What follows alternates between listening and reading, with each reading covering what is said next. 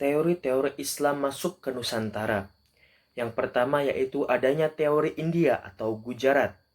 Teori yang dicetuskan oleh G.W.J. Drewes yang lantas dikembangkan oleh Snowcur Gronge, J. Apple, W.F. Sutherham, J.P. Mokwete, hingga Sucipto Wiryo Suparto meyakini bahwa Islam dibawa ke Nusantara oleh para pedagang dari Gujarat ataupun India pada abad ke-13 Masehi. Yang kedua yaitu teori Arab ataupun Mekah. Teori Arab ini didukung oleh J.C. Van Leur, Anthony H. Jones, T.W. Arnold, hingga Buya Hamka. Menurut Buya Hamka, Islam sudah menyebar di Nusantara pada abad ke-7 Masehi. Hamka dalam bukunya berjudul Sejarah Umat Islam pada tahun 1997 menjelaskan salah satu bukti yang menunjukkan bahwa Islam masuk ke Nusantara dari orang-orang Arab. Yang ketiga yaitu teori Persia ataupun Iran. Teori bahwa ajaran Islam masuk ke Nusantara ini dari bangsa Persia atau wilayah yang kemudian menjadi negara Iran pada abad ke-13 Masehi, didukung oleh pernyataan Umar Amir Hussein dan Hussein Jayadiningrat. Jayadiningrat berpendapat bahwa tradisi dan kebudayaan Islam di Indonesia memiliki persamaan dengan Persia, yaitu kaligrafi, budaya, tabot. Yang keempat yaitu adanya teori Cina. Penyebaran Islam di Indonesia juga diperkirakan masuk dari Cina. Diyakini bahwa Islam masuk ke Nusantara bersamaan dengan migrasinya orang-orang Cina ke Asia Tenggara. Mereka dan memasuki wilayah Sumatera bagian selatan Palembang pada 879 atau pada abad ke-9 Masehi. Bukti-bukti awal proses penyebaran agama Islam. Yang pertama, hikayat dinasti Tang di Cina. Islam datang ke Nusantara pada abad ke-7 Masehi dan berasal dari bangsa Arab, bukan dari Gujarat, India. Yang kedua, Ajaib al-Hind, yaitu sebuah kitab yang ditulis oleh Buzurg bin Syahriar sekitar tahun 390 Hijriah atau 1000 Masehi berbahasa Persia. Kitab ini mengisyaratkan adanya komunitas muslim lokal pada masa kerajaan Sriwijaya. Kata Zabad diidentikan dengan kata Sriwijaya. Ketiga, Marco Polo seorang pedagang dari Venice.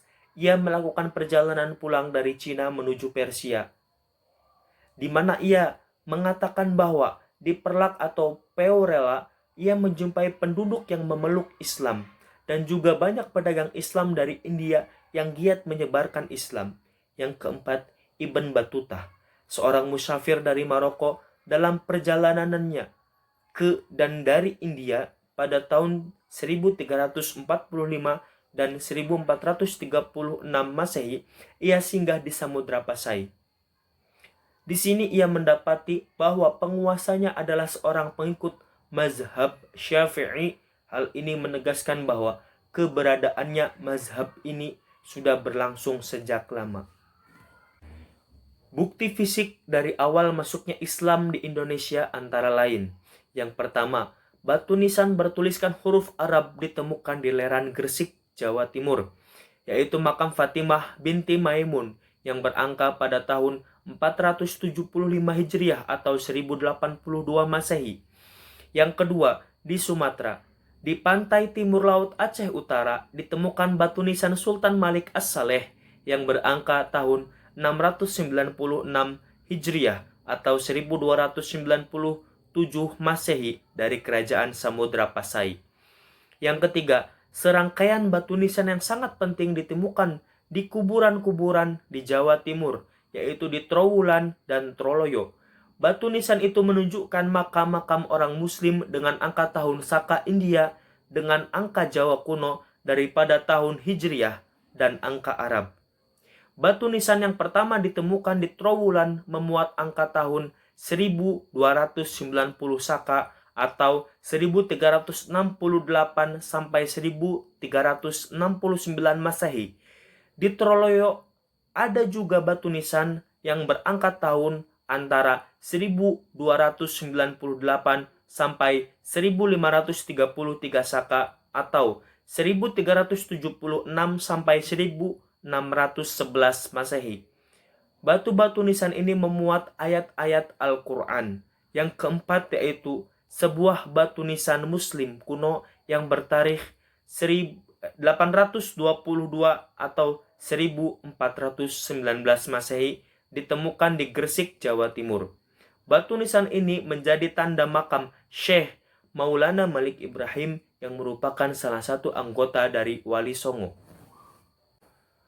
Proses Islamisasi yang terjadi di Nusantara diantaranya sebagai berikut. Yang pertama, saluran perdagangan.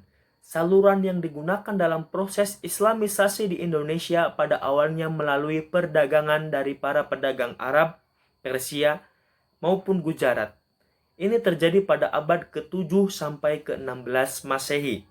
Yang selanjutnya yaitu ada saluran perkawinan. Saluran perkawinan ini adalah salah satu cara penyebaran Islam di Indonesia. Pedagang Muslim yang menetap ada yang menikah dengan putri raja atau putri bangsawan setempat, karena kedudukan pedagang ini terhormat di mata para masyarakat. Yang ketiga yaitu adanya saluran tasawuf. Tasawuf ini adalah ajaran ketuhanan yang telah bercampur dengan mistik dan hal-hal magis. Kedatangan ahli tasawuf ke Indonesia diperkirakan sejak abad ke-13. Abad ke-13 yaitu masa perkembangan dan penyebaran ahli-ahli tasawuf dari Persia dan India yang sudah beragama Islam, dan baru berkembang pesat sekitar pada abad ke-17, tertera di dalam babad dan hikayat. Yang keempat yaitu saluran pendidikan. Perkembangan Islam yang cepat menyebabkan munculnya tokoh ulama dan mubaligh yang menyebarkan Islam melalui pendidikan dengan cara mendirikan pondok pesantren. Pondok pesantren merupakan tempat para pemuda dari berbagai kalangan masyarakat untuk menimba ilmu agama Islam. Yang kelima yaitu saluran seni budaya. Berkembangnya agama Islam dapat melalui seni budaya seperti seni bangunan, dalam hal ini masjid, seni pahat, dalam hal ini ukir, seni tari, seni musik, dan seni sastra. Melalui seni sastra, budaya para kalangan ulama seperti Wali Songo dalam mengajarkan Islam melalui pendekatan budaya agar mudah diterima oleh kalangan masyarakat. Selanjutnya kita akan membahas tentang perkembangan Islam di Indonesia. Membahas tentang perkembangan Islam di Indonesia tidak bisa lepas dari nama-nama kerajaan yang berdiri di Indonesia. Dan berikut adalah beberapa contoh kerajaan-kerajaan Islam yang pernah berdiri di Indonesia. Yang pertama adalah Kerajaan Samudra Pasai. Kerajaan Samudra Pasai merupakan kerajaan Islam pertama di Nusantara. Kemunculan kerajaan ini diperkirakan berdiri mulai awal atau pertengahan abad ke-13 Masehi sebagai hasil dari proses Islamisasi daerah-daerah pantai yang pernah disinggahi oleh pedagang-pedagang Muslim sejak abad ke-7, ke-8, dan juga seterusnya. Kerajaan Samudra Pasai sendiri terletak di pesisir timur Laut Aceh.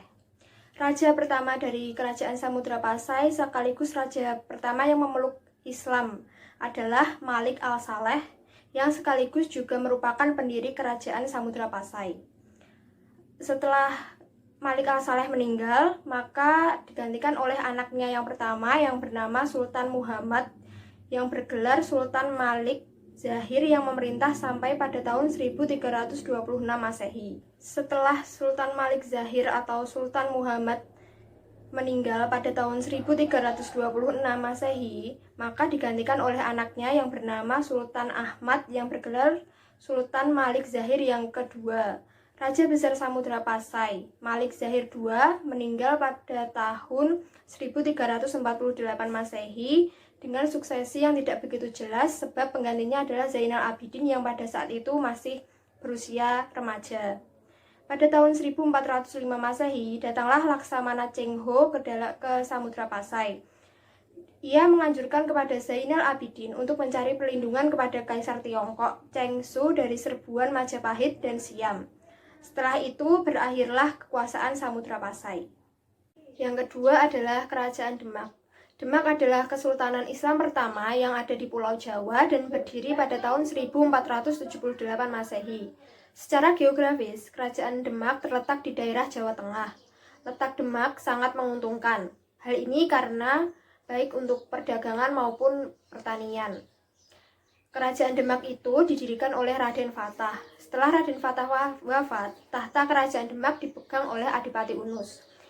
Adipati Unus memerintah Demak dari tahun 1518 Masehi sampai 1521 Masehi.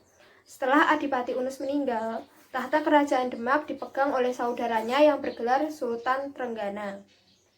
Di bawah kepemimpinan Sultan Trenggana, Kerajaan Demak mencapai masa kejayaan.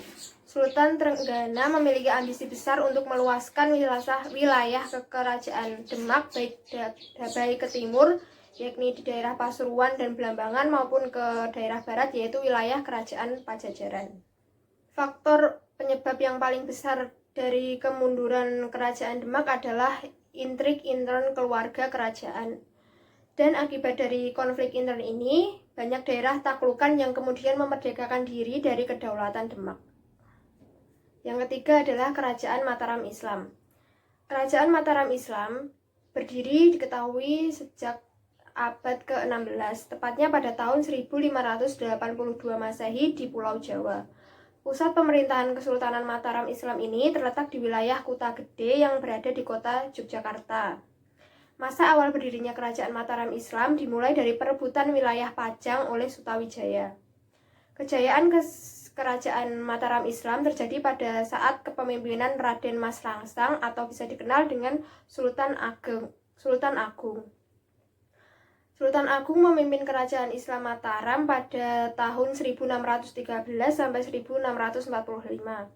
Pada masa kejayaannya, Sultan Agung Hanyokrokusumo berhasil melakukan ekspansi ke sebagian Pulau Jawa dengan cara menundukkan raja-raja lainnya. Cakupan wilayah kekuasaannya meliputi Jawa Tengah, Jawa Timur, dan sebagian wilayah di Jawa Barat. Sultan Agung Hanyokrokusumo juga melakukan perlawanan terhadap VOC. Pada tanggal 13 Februari tahun 1755 adalah menjadi puncak perpecahan dari Kerajaan Mataram Islam. Hal ini ditandai dengan adanya perjanjian Giyanti yang membagi Kerajaan Mataram Islam menjadi dua, yaitu Kasunanan Surakarta dan juga Yogyakarta. Yang keempat adalah Kerajaan Banten. Sultan pertama Kerajaan Banten adalah Sultan Hasanuddin yang memerintah pada tahun 1522 sampai 1570. Pada masa pemerintahannya, Kerajaan Banten berkembang menjadi pusat perdagangan. Penguasa Banten selanjutnya adalah Maulana Yusuf yang memerintah pada tahun 1570 sampai 1580. Ia adalah putra dari Hasanuddin.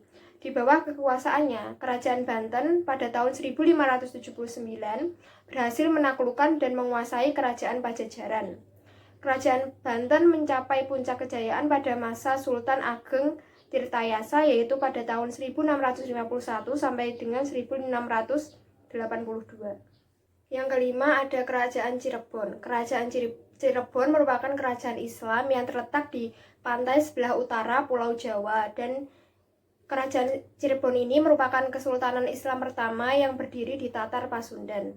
Pendiri Kerajaan Cirebon adalah Pangeran Walasungsang, putra mahkota Kerajaan Pajajaran.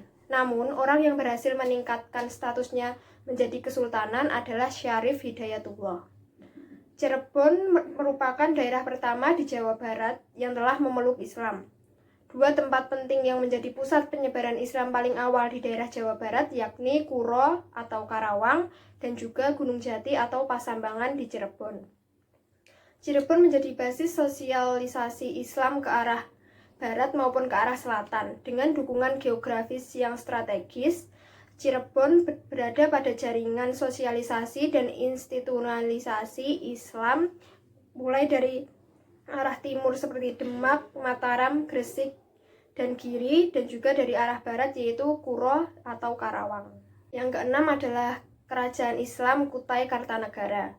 Agama Islam masuk ke daerah Kalimantan Timur diperkirakan sejak abad ke-13 atau ke-14 Masehi, yakni pada masa pemerintahan Aji Wirabayan pada tahun 1360 sampai 1420 Masehi. Kesultanan Kutai Kartanegara kemudian menjadi pusat islamisasi di daerah Kalimantan Timur setelah rajanya masuk Islam. Sebagaimana di daerah-daerah lain, ketika rajanya masuk Islam, maka rakyat pun akan segera memeluk agama Islam. Artinya, kekuatan politik merupakan faktor penyebab bagi mudahnya proses islamisasi yang ada di Indonesia. Pengaruh agama Islam mulai menonjol di Kesultanan Kutai pada masa pemerintahan Sultan Aji, Raja Mahkota Mulia Islam yang memerintah Kutai pada tahun 1525 sampai 1600 Masehi. Kesultanan Islam Kutai Kartanegara mulai menampakkan tanda-tanda kemundurannya karena adanya faktor intern, khususnya tentang kapasitas kepemimpinan yang lemah dan juga adanya faktor ekstern yaitu intervensi dan dominasi pemerintah kolonial Belanda. Materi selanjutnya adalah tentang budaya Islam.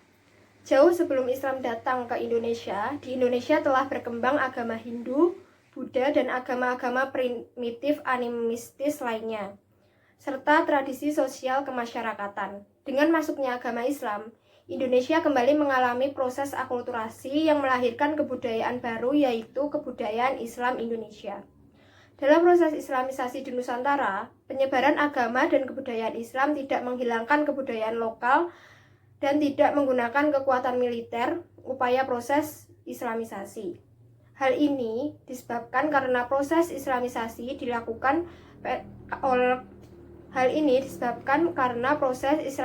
dilakukan penetrasi secara damai melalui jalur perdagangan, kesenian, dan perkawinan, serta jalur pendidikan.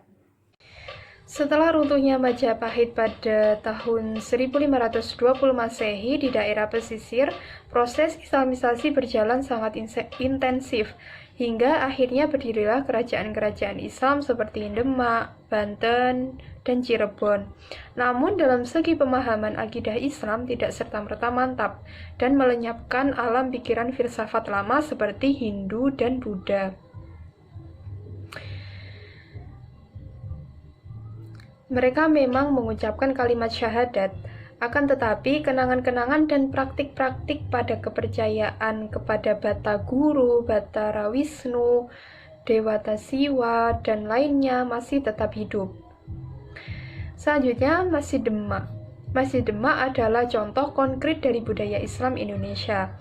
Ranggon atau atap yang berlapis pada masa tersebut diambil dari konsep Meru dari masa pra-Islam, yaitu Hindu-Buddha, yang terdiri dari 9 susun.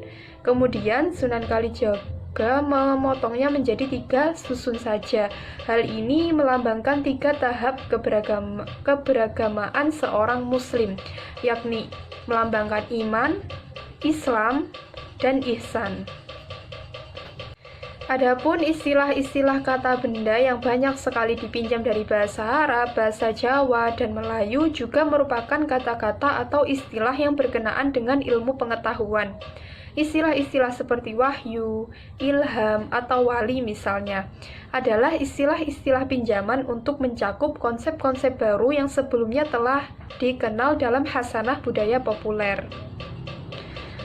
Sunan Kalijaga begitu melihat proses keruntuhan Majapahit dan digantikan oleh Islam dengan menggunakan unsur-unsur budaya lokal guna menopang efektivitas segi teknis dan operasionalnya. Salah satu yang digunakan adalah wayang dan gamelan yang dalam gabungannya dengan unsur-unsur Islam populer sehingga menghasilkan tradisi sekaten di pusat-pusat kekuasaan Islam seperti di Cirebon, Demak, Jogja, dan Surakarta. Nah, selanjutnya kita akan membahas tentang peninggalan-peninggalan kerajaan Islam. Nah, peninggalan kerajaan Islam ini diantaranya adalah masjid, keraton, batu nisan, kaligrafi, seni sastra, seni pertunjukan, dan tata kota. Yang pertama adalah masjid. Masjid peninggalan sejarah yang bercorak Islam antara lain adalah Masjid Demak, Masjid Sendang Dhuwur yang berada di Tuban, Masjid Kasupehan yang ada di Cirebon, Masjid dan Menara Kudus, Masjid Baitur Rahman yang ada di Aceh, Masjid Sunan Ampel yang berada di Surabaya. Selanjutnya adalah keraton. Keraton peninggalan Islam antara lain Keraton Kasepuhan dan Kanoman di Cirebon, Keraton Kesultanan Aceh, Keraton Yogyakarta, Keraton Surakarta, dan Istana Raja Goa di Sulawesi Selatan. Yang ketiga adalah Batu Nisan. Nisan makam Sultan Malik Al-Saleh berangkat tahun 1297 dari Kerajaan Samudra Pasai. Nisan kubur Fatimah binti Maimun di lereng Gresik yang berangkat tahun 1082 dan nisan makam Maulana Malik Ibrahim tahun 1419 di Aceh Utara. Yang keempat adalah kaligrafi. Kaligrafi banyak terdapat pada dinding-dinding masjid, menara, juga pada nisan kubur yang bercorak Islam. Selanjutnya adalah seni sastra. Karya sastra yang dihasilkan pada masa Islam antara lain Babat Tanah Jawi, Babat Cirebon, Sejarah Melayu, dan Gurindam 12. Berdasarkan corak dan isinya, kesusastraan masa Islam dapat dibedakan menjadi 3, yaitu hikayat, babat, dan suluk. Yang pertama akan kita bahas adalah hikayat. Hikayat adalah cerita atau dongeng dengan bermacam-macam lakon, memuat peristiwa luar biasa yang tidak masuk akal, sering bertitik tolak dari cerita sejarah.